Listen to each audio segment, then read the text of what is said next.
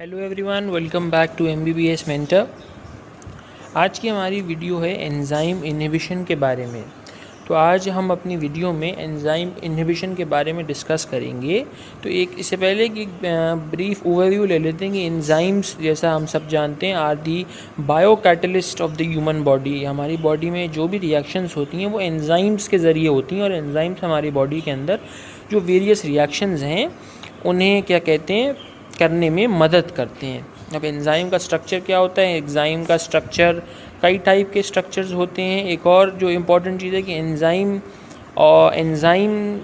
में जो है एक साइट होती है जिसको हम कहते हैं एक्टिव साइट। तो हमारा जो सबस्ट्रेट होता है, सबस्ट्रेट जो है उसका एक डेफिनेट शेप होता है और एक्टिव साइट का एक डेफिनेट शेप होता है।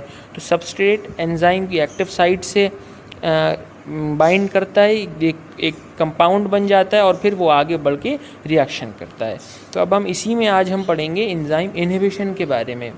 एंजाइम इन्हिबिशन कैसे होता है, कितने टाइप का होता है, क्यों होता है। तो इसमें सबसे पहले ये है कि what is velocity. Velocity of enzyme यहाँ हम पढ़ रहे हैं कि velocity of enzyme is the speed of conversion of reactants into products. तो एंजाइम की वेलोसिटी क्या है? स्पीड है। स्पीड यानी रफ्तार है कि किस रफ्तार से रिएक्टेंट्स जो हैं वो प्रोडक्ट्स में कन्वर्ट हो रहे हैं। तो ये वेलोसिटी है। वी मैक्स क्या है? जैसा कि नाम से ही पता चल रहा है, यानी मैक्सिमम वेलोसिटी। तो it is the maximum speed of conversion of reactants into products. यानी जब conversion of reactants into products, जब रिएक्टेंट्स का प्रोडक्ट्स में कन्वर्जन मैक्सिमम हो जाता है तो उसको हम कहते हैं वी मैक्स। और ये कब अचीव होता है? It is achieved when all the active sites of the enzymes are occupied. तो जब एंजाइम्स की, सारे एंजाइम की एक्टिव साइट ऑक्यूपाई हो जाती हैं तब वी मैक्स आता है। What is Km? Km को मिशेलिस कांस्टेंट भी कहते हैं। तो Km क्या है? It is the concentration of the substrate at which velocity of reaction is half of V max. तो Km क्या है? इसे माइशेलिस मेंटेन कांस्टेंट कहते हैं। ये क्या है? सबस्ट्रेट की वो कंसंट्रेशन, सबस्ट्रेट यानी वो चीज़ जो रिएक्शन में जाएगी, सबस्ट्रेट की वो कंसंट्रेशन की जिसमें रिएक्शन की वेलोसिटी वी मैक्स के हाफ है, यानी अपनी जो मैक्सिमम है उसकी हाफ है।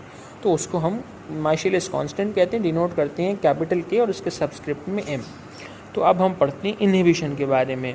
इन्हिबिशन दो टाइप का होता है, कॉम्पिटिटिव इन्हिबिशन और नॉन कॉम्पिटिटिव इन्हिबिशन। अब इन्हिबिशन की ज़रूरत क्या होती है बॉडी में, ये भी जान लेते हैं कि इन्हिबिशन की ज़रूरत ये है कि फॉर एग्ज़ाम्पल हम एक पेशेंट है कि जिसको एसिडिटी हो गई है स्टमक में, बहुत ज़्यादा एसिडिटी, HCl एसिडिटी कब ज़्यादा होती है? जब स्टमक का एसिड सिक्रीशन ज़्यादा हो जाता है। तो उसने एक दवा खाई, रैनिटिडीन खा ली। अब रैनिटिडीन क्या करती है? HCl सिक्रीशन को बंद कर देगी, मगर हम हमेशा के लिए तो बंद नहीं करना है ना। हमेशा के लिए अगर बंद कर देगा तो फिर खाना डाइजेस्ट कैसे होगा? तो ऐसे केसेस में इन्हिबिशन की ज़रूरत होती है, एंजाइम इन्हिबिशन की। तो number 1 is competitive inhibition. In this case the substrate and the inhibitor fight for the same active site, reversible if more concentration of substrate is added. तो यहाँ पर इस केस में सबस्ट्रेट और इनहिबिटर जो हैं वो सेम एक्टिव साइट के लिए फाइट करते हैं। तो होता ये है कि इसमें सबस्ट्रेट जो है वो भी सेम एक्टिव साइट के लिए एक्टिव साइट पे बाइंड होगा, और इनहिबिटर जो हमने डाला वो भी एक्टिव साइट पे बाइंड करेगा। तो क्या होगा? अब हमें इनहिबिट करवाना, तो इनहिबिटर जाके पहले एक्टिव साइट से बाइंड कर जाएगा और रिएक्शन होगी नहीं।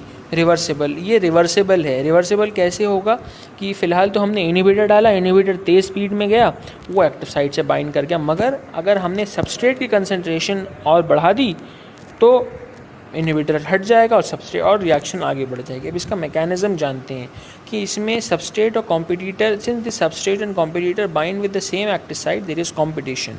Inhibitor comes and binds with the active site and does not let achieve V max. तो इसमें होता क्या है? सबस्ट्रेट और कॉम्पिटिटर, जैसा कि मैंने बताया कि दोनों सेम एक्टिव साइट के लिए बाइंड करते हैं और दोनों में कॉम्पिटिशन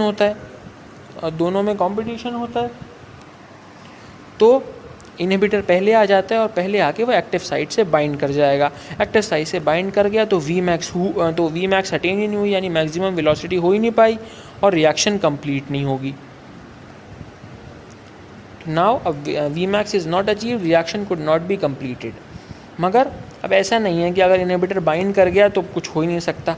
अगर हम if we add more substrate then the substrate concentration will increase and substrate will bind with active site, Vmax reaction complete. यानी अगर ऐसा हो गया इनहिबिटर बाइंड कर गया तो अब हम क्या कर सकते हैं, हमने सबस्ट्रेट की कंसनट्रेशन बढ़ा दी। अब सबस्ट्रेट की कंसनट्रेशन बढ़ गई, सबस्ट्रेट एक्टिव साइट के साथ कंबाइन करेगा, Vmax हो जाएगा, अटेन हो जाएगा और फिर रिएक्शन कंप्लीट हो जाएगी।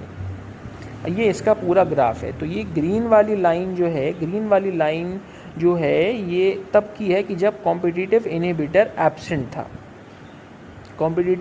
एब्सेंट था, हमारा Km जो है नेगेटिव वैल्यू की तरफ है। और रेड वाली लाइन में क्या है कि जब कॉम्पिटिटिव इनहिबिटर डाला गया, तो ये पॉजिटिव साइड की तरफ शिफ्ट हो गया, क्योंकि more substrate is added. Since more substrate is added, Km will shift towards a more positive side. अब हम जानते हैं नॉन कॉम्पिटिटिव इनहिबिशन के बारे में। Non competitive inhibition as the name suggest कि इसमें सबस्ट्रेट और इनहिबिटर के बीच में कंपटीशन नहीं होता। Here the sites of binding of the substrate and inhibitor are different. Substrate binds with the active site while inhibitor binds with the allosteric site. अब यहाँ case क्या है कि यहाँ जो आपका सबस्ट्रेट है वो तो एक्टिव साइट के साथ बाइंड करेगा, मगर इनहिबिटर जो है वो एक्टिव साइट के साथ बाइंड नहीं करेगा। वो किसके साथ बाइंड करेगा, वो दूसरी साइट होती है एंजाइम में, एलोस्टेरिक साइट। अब चूंकि दोनों की साइट ऑफ बाइंडिंग ही अलग अलग है तो कॉम्पिटिशन होगा ही नहीं, इट इज़ इरिवर्सिबल। कैसे, अब ये भी हम जानते हैं। इसका मैकेनिज्म क्या है, since the sites of action of both are different, no result is achieved even if substrate concentration is increased, Vmax can't be achieved. तो होगा ये कि भाई हमें साफ पता चल रहा है कि कंपटीशन तो तब होता है जब दोनों एक ही चीज़ के लिए हैं। फॉर एग्जांपल घर में 2 बच्चे रहते हैं, अगर दोनों को घर में पनीर बना, दोनों को पनीर पसंद है तो दोनों में कंपटीशन होगा कि मैं खाऊंगा। मगर अगर एक को पनीर पसंद ही नहीं है तो कंपटीशन होगा किस बात का। यहाँ सेम वही केस है कि सबस्ट्रेट तो एक्टिव साइट के साइड बाइंड करेगा और आपका इनहिबिटर है वो एलोस्टेरिक साइट के साथ बाइंड करेगा, तो दोनों में कंपटीशन होगा ही नहीं।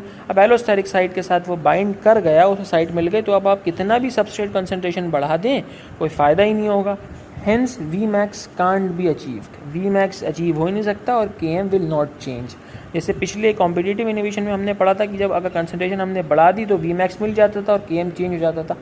यहाँ ऐसा नहीं है। तो ये इसका ग्राफ है, इसका ग्राफ देखिए सेम ही है दोनों में, Km की वैल्यू वही रहेगी, बढ़ेगी नहीं। पिछले वाले में Km की वैल्यू थोड़ी पॉजिटिव हो गई थी, इसमें नहीं है। अब एक और गोल्डन रूल जो है वो आप याद कर लें, बहुत आसानी रहेगी। अगर सबस्ट्रेट कंसंट्रेशन चेंज करती है तो Km मेशरलेस कांस्टेंट्स की वैल्यू भी चेंज करेगी, और अगर नंबर ऑफ एंजाइम्स जो है वो चेंज करेगा तो Vmax विल ऑल्सो चेंज। तो ये इसका गोल्डन रूल था। तो बस आज के लिए इतना। ये एक इम्पॉर्टेंट टॉपिक है और ये कंसेप्चुअल टॉपिक है, और स्पेशली वाइवा में एग्जामिनर्स ये ज़रूर पूछते हैं, और अगर आपका कंसेप्ट पक्का होगा तो परेशानी नहीं होगी। So that's it for today. उम्मीद है कि आप लोगों को समझ में आया होगा। अगर आपको अच्छा लगा, समझ में आया, तो प्लीज़ हमें कमेंट सेक्शन में बताएं, और अगर कोई सजेशन देना चाहते हैं तो आप हमें मेल कर सकते हैं या हमें कमेंट सेक्शन में बता सकते हैं। सो प्लीज़ लाइक करें, इसे शेयर करें, सब्सक्राइब करें, और stay tuned to MBBS mentor.